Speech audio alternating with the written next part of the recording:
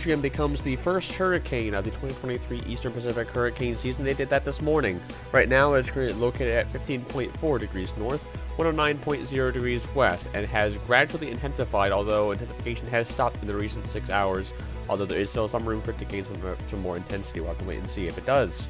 Right now, it's got winds of 80 miles per hour, that's 130 kilometers per hour, and a rather high pressure has to be set at 986 millibars. Still moving west, though, but now at a speed of 6 miles per hour. That's less than half since our last update.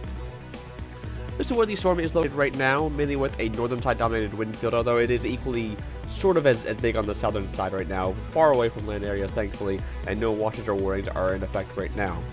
This storm is currently located only 401 miles away from Manzanillo, 440 from Puerto Vallarta, 525 from Cabo San Lucas, 570 from Mazatlan, and 620 from Acapulco.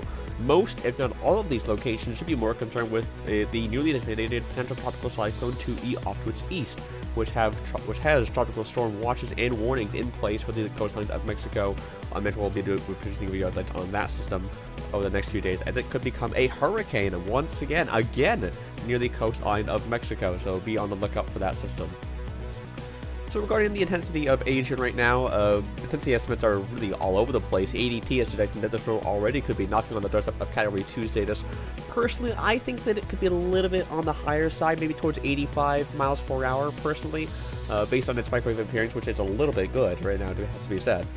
The latest National Hurricane Center forecast cone does call for some intensification, maybe up towards 90 miles per hour in the next 24 hours. Then wind shear takes a rise and ultimately collapses the system under increasing wind shear, and of course those drastic drop in those Eastern Pacific sea surf temperatures already going on actually right now. Sea surf temperatures have already dropped down a little bit, and they will continue to drop as the storm tracks further off towards the west as shear increases. So probably not much longer until we see the demise of Adrian, and time is running out for this storm to show us what it's made of. So this is what sea surf temperatures are looking like right now. They have decreased a little bit. They're down to 29 degrees Celsius. They were at 30 degrees Celsius in our last update. You can see the potential cyclone 2E over there on the right. It's got plenty of sea surf temperatures ahead of us. Should be going to tropical cyclone in the next 12 to 24 hours. But regarding Adrian, sea surf temperatures are on the drop, and they are forecast to be, get this, they are currently 29 degrees Celsius. They're forecast to be near 26 in the next 24 hours. HWRF suggested that there's one big up towards 90 miles per hour. We'll have to wait and see on that rainfall. Thankfully, not going to be up. That's not really new news at all. So that's some really good news.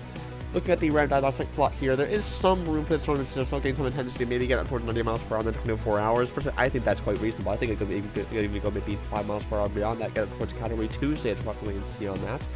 Wind shear is still a little bit low. It's going to drop, and that might lead to some more intensification. Sea surf temperatures are dropping, as I said, and relative humidity is a bit of an issue, although it looks really high. There's actually some dry air entrainment into the core. This storm, particularly on the western side, is surrounded by dry air, which we'll see here in a moment. So having a look at the satellite imagery, this storm completely collapsed, has to be said, on its core for a few hours earlier today, although it has rebuilt it now that wind shear has begun to relax a little bit. Is this the start of another intensification trend? I think it is. How long will this intensification trend last? We don't know. It could take 12 hours before it starts really the effective shear. It could be 24, it could be 36 hours. We'll have to see. Thankfully, the storm is not a threat to land over the next few days, so that's really good news. And here's a look at that water vapor imagery. You can see off to the northwest side of the storm right now, all that dry air. Perhaps some of it is getting entrained into that core. I believe that is an issue with the storm, and that dry air entrainment has been eroding away a little bit at the core, so that might be one caveat to the storm reaching Category 2 status. By the way, this storm is still a sight to behold, starting off the Eastern Pacific hurricane season in a very rapid way, going from tropical storm status to Category 1 status in 24 hours over the coming days.